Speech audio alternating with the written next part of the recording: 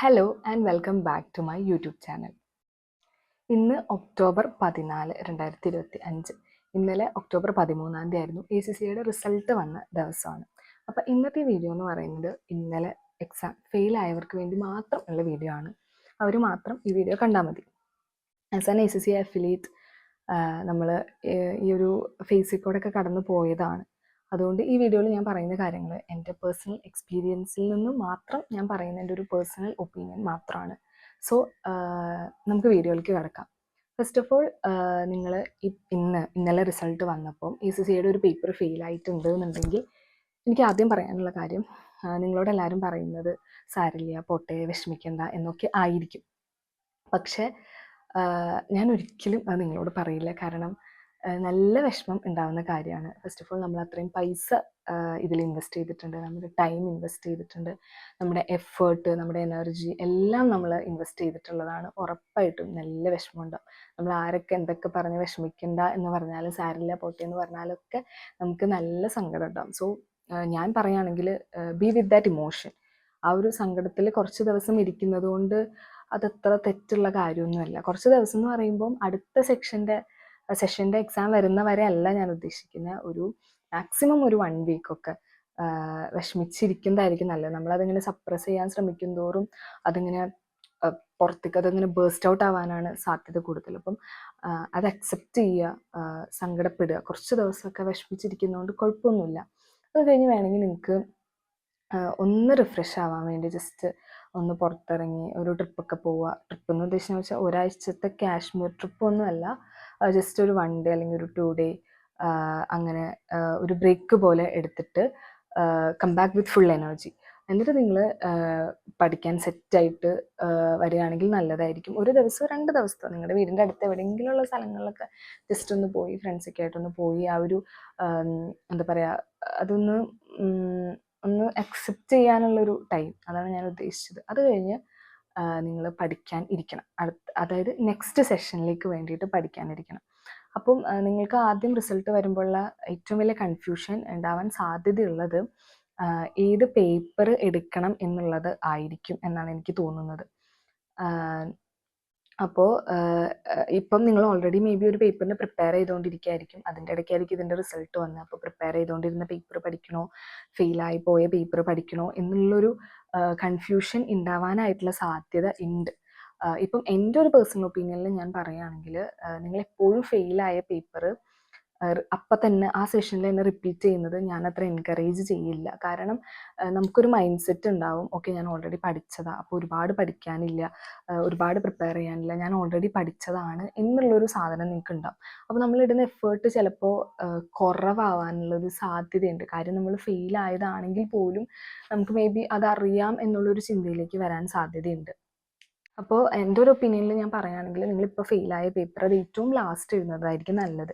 അതായത് ഇപ്പോൾ നിങ്ങളുടെ സ്കിൽ ലെവൽ ആദ്യത്തെ പേപ്പറാണ് നിങ്ങൾ ഫെയിലായെങ്കിൽ, നിങ്ങളിപ്പോൾ പ്രിപ്പയർ ചെയ്തുകൊണ്ടിരിക്കുന്ന പേപ്പർ ഏതാണോ അത് ചൂസ് ചെയ്യുക. എന്നിട്ട് നിങ്ങളിപ്പോൾ ഫെയിലായ പേപ്പർ ഏറ്റവും ലാസ്റ്റ് എഴുതുക എന്നാണ് എൻ്റെ ഒരു ഒപ്പീനിയൻ. കാരണം അതാവുമ്പോൾ നിങ്ങൾ ഫുൾ മറന്നിട്ടുണ്ടാവും. അപ്പോൾ 1 മുതൽ നിങ്ങൾക്ക് കറക്റ്റായിട്ട് പഠിക്കാൻ പറ്റും എന്നാണ് എനിക്ക് തോന്നുന്നത്. ഞാൻ ഫെയിലായപ്പോൾ എടുത്തൊരു സ്ട്രാറ്റജി അതായിരുന്നു. ഞാൻ ഫെയിലായത് FM പേപ്പറായിരുന്നു. അപ്പം അതെൻ്റെ സ്കിൽ ലെവലിലെ 2ാമത്തെ പേപ്പറായിരുന്നു. അപ്പോൾ ഞാൻ വിചാരിച്ചു നെക്സ്റ്റ് സെഷനിൽ തന്നെ അത് എഴുതണ്ട എന്ന് വിചാരിച്ച് സ്കിൽ ലെവലിലെ ഏറ്റവും ലാസ്റ്റ് പേപ്പറായിട്ടാണ് ഞാൻ പിന്നെ അത് എഴുതിയത്. അപ്പം ഇത് എൻ്റെ ഒരു ഒപ്പീനിയനിൽ ഞാൻ പറയുകയാണെങ്കിൽ, ഇപ്പം ഈ പറഞ്ഞ പോലെ സ്കിൽ ലെവൽ 2ാമത്തെയോ 3ാമത്തെയോ ആണെങ്കിൽ പോലും അത് ഏറ്റവും ലാസ്റ്റിലേക്ക് മാറ്റി വെക്കുന്നതായിരിക്കും നല്ലത്. കാരണം അതിന് വേറൊരു സാധ്യത എന്ന് പറഞ്ഞാൽ, നിങ്ങളിനി അത് തന്നെ റിപ്പീറ്റ് ചെയ്ത് ഫെയിലായി കഴിഞ്ഞാലും നിങ്ങളുടെ ടൈം വേസ്റ്റ് ആയിക്കൊണ്ടിരിക്കുക. അതുകൊണ്ട് ആ നേരം കൊണ്ട് നിങ്ങൾക്ക് വേറൊരു പേപ്പർ എഴുതിയെടുക്കാൻ പറ്റും. ഇപ്പോൾ ചിലരിൽ ഞാൻ കണ്ടേക്കുന്ന ഒരു ഇതെന്ന് വെച്ചാൽ, ചിലപ്പോൾ മറ്റുള്ളവർക്ക് ഭയങ്കര ഈസി ആയിട്ടുള്ള പേപ്പറായിരിക്കും, അതിൽ മാത്രം ചിലർ 2ഉം 3ഉം പ്രാവശ്യം സ്റ്റക്ക് ആവുന്ന കണ്ടിട്ടുണ്ട്. ബാക്കിയെല്ലാം ചിലപ്പോൾ ഫസ്റ്റ് അറ്റംപ്റ്റിൽ ക്ലിയർ ചെയ്താലും ആ ഒരു ഒറ്റ പേപ്പറിൽ ചിലരൊക്കെ സ്റ്റക്ക് ആവാറുണ്ട്. അപ്പോൾ അതിലും ഞാൻ അഡ്വൈസ് ചെയ്യുന്നത് നേരത്തെ ആ പേപ്പർ പിന്നീടത്തേക്ക് മാറ്റി വെക്കുക എന്നുള്ളതാണ്. ഇപ്പോൾ നിങ്ങൾ ഓൾറെഡി ഒരു പേപ്പറിന് പ്രിപ്പയർ ചെയ്യുന്നുണ്ടെങ്കിൽ, ഇപ്പോൾ ഏകദേശം ഒക്ടോബർ മിഡായപ്പോൾ ഒരു 50% ഈ ഒരു 40% സിലബസ് ഒക്കെ നിങ്ങൾ പ്രിപ്പയർ ചെയ്തുകൊണ്ടിരുന്ന പേപ്പറിൻ്റെ എന്തായാലും കംപ്ലീറ്റ് ആയിട്ടുണ്ടാവും, റെഗുലറായിട്ട് ക്ലാസ് അറ്റൻഡ് ചെയ്യുന്നവരൊക്കെ ആണെങ്കിൽ. അപ്പോൾ ഇപ്പോഴും ആ പേപ്പർ ചൂസ് ചെയ്യുക, ആ പേപ്പർ കണ്ടിന്യൂ ചെയ്യുക എന്നുള്ളതാണ് എൻ്റെ ഒരു ഒപ്പീനിയൻ. അപ്പോൾ നമ്മൾ ഡിസൈഡ് ചെയ്യുക ഏത് പേപ്പർ വേണം എന്നുള്ളത്. ഞാനിങ്ങനെ പറഞ്ഞെങ്കിൽ പോലും അത് നിങ്ങളുടെ തീരുമാനം ആണ്. ഇനിയിപ്പോൾ പി ലെവലിലാണെങ്കിലും ഇപ്പോൾ ഫസ്റ്റ് പേപ്പറാണ് നിങ്ങൾ ഫെയിൽ ആയിട്ടുള്ളത് എങ്കിൽ അത് നീക്കി വെക്കുക, എന്നിട്ട് അടുത്ത പേപ്പർ കണ്ടിന്യൂ ചെയ്യുക എന്നുള്ളതാണ്. പക്ഷെ അത് കണ്ടിന്യൂ ചെയ്യുമ്പോഴും നിങ്ങൾക്ക് ആദ്യത്തെ പേപ്പറിൽ വന്ന മിസ്റ്റേക്ക് എന്താണെന്നുള്ളത് മനസ്സിലാക്കിയിരിക്കണം. അത് നിങ്ങൾ നെക്സ്റ്റ് പേപ്പർ ചെയ്യുന്ന സമയത്ത് അത് റിപ്പീറ്റ് ചെയ്യാൻ പാടില്ല. ഈ ഒരു സിറ്റുവേഷനിൽ എനിക്ക് തരാനുള്ള വേറൊരു ടിപ്പ് എന്താണെന്ന് വെച്ച് കഴിഞ്ഞാൽ, നിങ്ങളുടെ ലിങ്ക്ഡിനും ഇൻസ്റ്റഗ്രാമും യൂസ് ചെയ്യുന്നത് അറ്റ്ലീസ്റ്റ് ഈ ഒരു 2 ആഴ്ചത്തേക്കെങ്കിലും പൂർണ്ണമായിട്ട് ഒഴിവാക്കാൻ പറ്റുകയാണെങ്കിൽ അത്രയും നല്ലത്. അതല്ലെങ്കിൽ ഇൻസ്റ്റയിൽ നിങ്ങൾ സ്റ്റോറി കാണുന്നത് ഒഴിവാക്കുക. പ്രത്യേകിച്ച് നമ്മുടെ അത്യാവശ്യം ഫേമസ് ആയിട്ടുള്ള ട്യൂട്ടേഴ്സിൻ്റെ ഒക്കെ സ്റ്റോറീസ് ഒക്കെ കാണുമ്പോൾ അതിലധികം പേരും അഫിലിയേറ്റ് ആയതും പാസ്സായതൊക്കെ സ്റ്റോറീസ് നിങ്ങൾ കാണാൻ സാധ്യതയുണ്ട്. അതുപോലെ ലിങ്ക്ഡിനിലായാലും ഒരുപാട് പേര് അഫിലിയേറ്റ്സ് ആയതിൻ്റെയും പേപ്പർ ക്ലിയർ ചെയ്തതിൻ്റെയും അപ്ഡേറ്റ്സും കാര്യങ്ങളൊക്കെ ഇടും. ഇതിൽ ഇങ്ങനൊരു സാധനം കാണുന്ന ടൈമിൽ നമുക്ക് സ്വാഭാവികമായിട്ടും ഒരു കമ്പാരിസൺ വരാനായിട്ടുള്ളൊരു സാധ്യത അവിടെ ഉണ്ട്. അപ്പോൾ അവർ ക്ലിയർ ചെയ്തല്ലോ, അവരെക്കാൾ എഫേർട്ട് ഇട്ടതാണല്ലോ ഞാൻ, അങ്ങനെയൊക്കെ നമുക്ക് ചിലപ്പോൾ, അല്ലെങ്കിൽ അവരെന്നെക്കാട്ടിലും ഞാൻ സ്റ്റാർട്ട് ചെയ്തിട്ടുണ്ടാണല്ലോ, അവരുടെ കംപ്ലീറ്റ് ആയല്ലോ എന്നുള്ളൊരു കമ്പാരിസൺ വരാനായിട്ടുള്ള ചാൻസ് ഉണ്ട്. അത് ഈ ഒരു സാഹചര്യത്തിൽ നമ്മുടെ മെൻ്റൽ ഹെൽത്തിനെ വളരെ മോശമായിട്ട് എഫക്റ്റ് ചെയ്യാനുള്ളൊരു സാധ്യത ഉണ്ട്. അപ്പം അതിൻ്റെ യൂസൊക്കെ മാക്സിമം കുറയ്ക്കുന്നത് ഈ ഒരു സ്റ്റേജിൽ നിങ്ങളുടെ ഇമോഷനെ കൺട്രോൾ ചെയ്യാൻ കുറച്ചുകൂടി ഹെൽപ്പ് ചെയ്യും എന്നാണ് എനിക്ക് തോന്നുന്നത്. പിന്നെയുള്ളൊരു ഇമ്പോർട്ടൻറ്റ് കാര്യം എന്താണെന്ന് വെച്ച് കഴിഞ്ഞാൽ, നമ്മൾ ഫെയിലായതിന് ഒരു റീസൺ ഉണ്ടാവും. അത് നമ്മൾക്ക് മിക്കവാറും പേർക്ക് അത് പഠിക്കാത്തത് കൊണ്ടായിരിക്കില്ല, ചിലർക്കത് പ്രോപ്പറായിട്ട് പ്രാക്ടീസ് ചെയ്യാത്തതുകൊണ്ടായിരിക്കും, ചിലർക്ക് ടൈം മാനേജ്മെൻറ്റിൻ്റെ പ്രശ്നമായിരിക്കും, സ്ട്രെസ്സായിരിക്കും, അങ്ങനെ പല റീസൺസ് ഉണ്ടാവും. ചിലപ്പോൾ നമ്മൾ പ്രിപ്പയർ ചെയ്യേണ്ട രീതി അങ്ങനെ ആയിരുന്നിരിക്കില്ല, നമ്മൾ ഒരുപാട് സമയം എടുത്ത് പ്രിപ്പയർ ചെയ്തിട്ടുണ്ടാവും, പക്ഷെ ഒരു സ്മാർട്ട് വർക്ക് ഉണ്ടായി കാണില്ല, അങ്ങനെ പല റീസൺസ് ഉണ്ടാവും. ഏറ്റവും ഇമ്പോർട്ടൻ്റ് ആയിട്ട് ഫെയിലായ ഒരാൾ ചെയ്യേണ്ട ഒരു കാര്യം എന്ന് പറഞ്ഞു കഴിഞ്ഞാൽ, ഇപ്പോൾ നിലവിൽ എൻ്റെ ഒരു അറിവിൽ ഈ ഒരു ഫീച്ചർ സ്കിൽ ലെവൽ എക്സാംസിന് മാത്രമേ അവൈലബിൾ ആയിട്ടുള്ളൂ. അത് മൈ എക്സാം പെർഫോമൻസ് എന്ന് പറഞ്ഞൊരു സെഷനാണ്. നിങ്ങളുടെ മൈ ACCA അക്കൗണ്ടിൽ കയറി കഴിയുമ്പോൾ നിങ്ങൾക്ക് ഫെയിലായ എക്സാമിൻ്റെ, അത് പാസ്സായതായാലും കാണാൻ പറ്റും, പക്ഷെ ഫെയിലായതാണ് നമുക്ക് കൂടുതൽ ആവശ്യമുള്ളൂ. അപ്പോൾ ഫെയിലായ എക്സാമിൻ്റെ മൈ എക്സാം പെർഫോമൻസ് എന്ന് പറഞ്ഞൊരു സെക്ഷൻ ഉണ്ടാവും. നിങ്ങൾക്ക് മേ ബി യൂട്യൂബിൽ അടിച്ചു കൊടുത്തു കഴിഞ്ഞാൽ അത് എങ്ങനെ ആക്സസ് ചെയ്യുന്നതെന്നുള്ള വീഡിയോസ് ഒക്കെ ഉണ്ട്. നിങ്ങളുടെ ആ മൈ ACCA അക്കൗണ്ടിൽ നിങ്ങൾ എക്സാം ബുക്ക് ചെയ്യുന്ന പോലെ തന്നെ ആക്സസ് ചെയ്യാൻ പറ്റുന്ന സാധനമാണിത്. അപ്പോൾ അതിൽ കയറി കഴിഞ്ഞ് കഴിഞ്ഞാൽ നിങ്ങൾക്ക് ഒരുപാട് കാര്യങ്ങൾ മനസ്സിലാവും. നിങ്ങൾ എന്തുകൊണ്ടാണ് എക്സാം പൊട്ടി എന്നുള്ളത് മനസ്സിലാക്കാൻ കുറച്ചും കൂടെ പറ്റും. അത് ഞാൻ ഇപ്പോഴും അഡ്വൈസ് ചെയ്യുന്നത് ഒരു നോട്ട് പാഡ് എടുക്കുക. അതിൽ ഒരുപാട് കാര്യങ്ങളുണ്ടാവും. നിങ്ങളുടെ വീക്കായിട്ടുള്ള സിലബസ് ഏരിയ ഏതാണ്, ഏത് ഏരിയയിലാണ് നിങ്ങൾക്ക് ഏറ്റവും സ്കോർ കുറഞ്ഞു പോയത്. ഇപ്പം ABC എന്ന് പറഞ്ഞ 3 സെക്ഷൻ ഉണ്ട്. അതിൽ ഏത് സെക്ഷനായിരുന്നു നിങ്ങൾക്ക് ഏറ്റവും മാർക്ക് കുറവ്, ഓരോ സെക്ഷനിലും എത്ര % സ്കോർ ചെയ്യാൻ പറ്റിയിട്ടുണ്ട് എന്നുണ്ടാവും. പിന്നെ ടൈം മാനേജ്മെൻറ്റ്, നിങ്ങൾ ഓരോ സെക്ഷനിലും ABC എന്ന് പറയുന്ന ഓരോ സെക്ഷനിലും നിങ്ങൾ എത്ര ടൈം എടുത്തു എന്നുള്ളത് അതിനകത്ത് ഉണ്ടാവും. അതൊക്കെ കൃത്യമായിട്ട് അനലൈസ് ചെയ്ത് നിങ്ങൾ മനസ്സിലാക്കണം നിങ്ങളുടെ വീക്ക് ഏരിയ എന്തായിരുന്നു എന്നുള്ളത്. ഇപ്പം നമുക്കറിയാം ഒരു മാർക്കിന് 1.8 എന്നുള്ള രീതിയിലാണ് നമ്മൾ ആൻസർ ചെയ്യുന്നത്. അപ്പോൾ A സെക്ഷന് B സെക്ഷനും C സെക്ഷനും അതനുസരിച്ചിട്ടാണോ നമ്മൾ ടൈം അലോക്കേറ്റ് ചെയ്ത് കൊടുത്തത്, അത് കൂടിയോ കുറഞ്ഞോ എന്നുള്ളതൊക്കെ മനസ്സിലാക്കാൻ പറ്റും. അതുപോലെ കറക്റ്റായിട്ട് അവർ പറയും ഇന്ന ഏരിയാസിലാണ് നിങ്ങൾ കുറച്ചും കൂടെ കോൺസെൻട്രേറ്റ് ചെയ്യേണ്ടത്, അവിടെയാണ് നിങ്ങൾക്ക് സ്കോർ കുറഞ്ഞു പോയതെന്നൊക്കെ കറക്റ്റ് മനസ്സിലാവും. അതുപോലെ ഓരോ സെക്ഷനിലും എത്ര % മാർക്ക് കിട്ടി എന്നുള്ളതൊക്കെ അതിനകത്ത് കാണിച്ചിട്ടുണ്ടാവും. അപ്പം അതാണ് നിങ്ങൾക്ക് എന്താ പറയുക, നെക്സ്റ്റ് ടൈം പാസ്സാവാൻ നിങ്ങൾ മസ്റ്റായിട്ട് ചെയ്യേണ്ട ഒരു കാര്യം എന്ന് പറഞ്ഞാൽ അത് നന്നായി റിവ്യൂ ചെയ്യുക. ആ ഒരു മൈ എക്സാം പെർഫോമൻസ് റിവ്യൂ ചെയ്ത് അതിനെക്കുറിച്ച് നോട്ട്സ് പ്രിപ്പയർ ചെയ്യുക. നിങ്ങളുടെ വീക്ക് ഏരിയ ഏതാണ്, നിങ്ങൾ എന്തിലാണ് കോൺസെൻട്രേറ്റ് ചെയ്യേണ്ടത് നെക്സ്റ്റ് ടൈം എന്നുള്ളത് കറക്റ്റായിട്ട് പ്രിപ്പയർ ചെയ്യുക. അത് നിങ്ങൾക്ക് ഒരുപാട് ഹെൽപ്ഫുൾ ആയിരിക്കും. അത് ആ ഒരു ഫീച്ചർ ലോഞ്ച് ചെയ്തിട്ട് ഒരുപാട് നാളായിട്ടില്ല.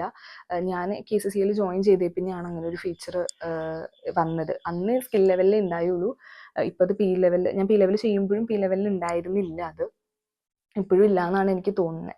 അപ്പോൾ സ്കിൽ ലെവലിലുള്ള സ്റ്റുഡൻസ് ഉറപ്പായിട്ടും അത് കാണുക, മനസ്സിലാക്കുക. നെക്സ്റ്റ് ടൈം പ്രിപ്പയർ ചെയ്യുമ്പോൾ അത് മനസ്സിൽ വെച്ചിട്ട് വേണം പ്രിപ്പയർ ചെയ്യാനായിട്ട്. അത് വളരെ ഇമ്പോർട്ടൻ്റ് ആയിട്ടുള്ളൊരു കാര്യമാണ്. പിന്നെ എനിക്ക് തോന്നുന്നു റിസൾട്ട് വന്നത് കുറച്ച് ദിവസം കഴിഞ്ഞാൽ എന്തോ ആണത് ആക്സസ് ചെയ്യാൻ പറ്റുള്ളൂ.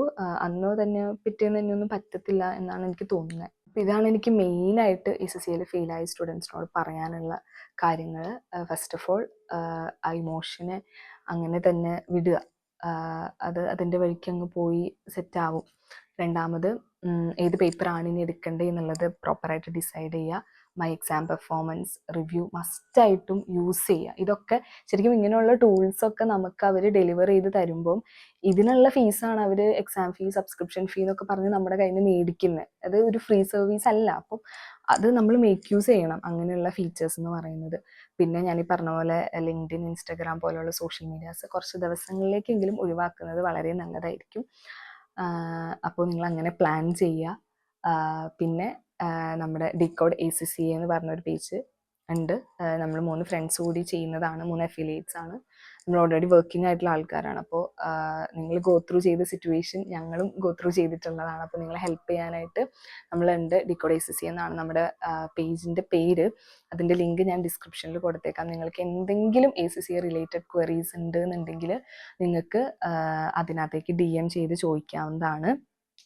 അതുപോലെ ഞങ്ങളുടെ ഒരു പുതിയ ഇനീഷ്യേറ്റീവ് കൂടി ഞങ്ങൾ ഈ വീഡിയോയിൽ ആക്ച്വലി പറയാൻ ആഗ്രഹിക്കുകയാണ്. അതായത് ഈ സെഷനിൽ AA അല്ലെങ്കിൽ FM പേപ്പർ ഫെയിലായ സ്റ്റുഡൻസിന് വേണ്ടി, അതായത് റീ അറ്റംപ്റ്റ് ചെയ്യുന്ന സ്റ്റുഡൻസിന്, പുതിയതായിട്ട് ചേരുന്ന സ്റ്റുഡൻസിനാണെങ്കിലും we will be happy to help. നമ്മൾ പുതിയൊരു മെൻറ്ററിങ് സർവീസ് സ്റ്റാർട്ട് ചെയ്യുന്നുണ്ട്. ഇത് കംപ്ലീറ്റ്ലി ഫ്രീ ഓഫ് കോസ്റ്റ് ആണ്. നിലവിൽ നമുക്ക് FMഉം AA പേപ്പർ മാത്രമേ അവൈലബിൾ ആയിട്ടുള്ളൂ. അപ്പോൾ നിങ്ങൾക്കിപ്പോൾ റീസിറ്റ് ഇരിക്കുന്ന കുട്ടികൾക്കാണെങ്കിൽ അവർ വേറെ ക്ലാസ് എടുക്കണ്ട, നിങ്ങളല്ലാതെ പഠിച്ചാൽ നിങ്ങൾ ഓക്കെ ആയിരിക്കും, ചെറിയൊരു സപ്പോർട്ടും മെൻറ്ററിങ്ങും ഒക്കെ മതി എന്നുണ്ടെങ്കിൽ നമ്മൾ അത് ലോഞ്ച് ചെയ്യുന്നുണ്ട്. അപ്പം അതിൽ രജിസ്റ്റർ ചെയ്യാനുള്ള ഗൂഗിൾ ഫോം ലിങ്കും ഞാൻ ഈ വീഡിയോയുടെ താഴെ കൊടുത്തേക്കാം. അപ്പോൾ നിങ്ങൾക്ക് യൂസ്ഫുൾ ആവും എന്ന് തോന്നുകയാണെങ്കിൽ അത് രജിസ്റ്റർ ചെയ്യുക. ലിമിറ്റഡ് ആയിട്ടുള്ള സ്ലോട്ട്സേ നമുക്ക് അവൈലബിൾ ആയിട്ടുള്ളൂ. അപ്പോൾ ആദ്യം രജിസ്റ്റർ ചെയ്യുന്ന കുറച്ച് പേർക്ക് മാത്രമാണ് ആ ഒരു ഫ്രീ മെൻറ്ററിങ് സർവീസ് കിട്ടുള്ളൂ. ഇത് കംപ്ലീറ്റ്ലി ഫ്രീ ഓഫ് കോസ്റ്റ് ആണ്. നമ്മൾ WhatsApp through doubts clearing session പോലെയാണ് ഇത് പ്ലാൻ ചെയ്യുന്നത്. അപ്പോൾ യൂസ്ഫുൾ ആവും എന്നുള്ളവർ രജിസ്റ്റർ ചെയ്യുക. യൂസ്ഫുൾ ആവുമെന്ന് നിങ്ങൾക്ക് തോന്നുന്നു നിങ്ങളുടെ ഫ്രണ്ട്സിനും അത് ഷെയർ ചെയ്ത് കൊടുക്കുക. ഇപ്പം ജോബ് റിലേറ്റഡ്, ACCA റിലേറ്റഡ് അപ്ഡേറ്റ്സും കാര്യങ്ങൾക്കായിട്ട് ആ പേജ് ഒന്ന് ഫോളോ ചെയ്യുക. അപ്പം ഇന്നത്തെ വീഡിയോ ഇത്രേ ഉള്ളൂ. So all the best for your next session.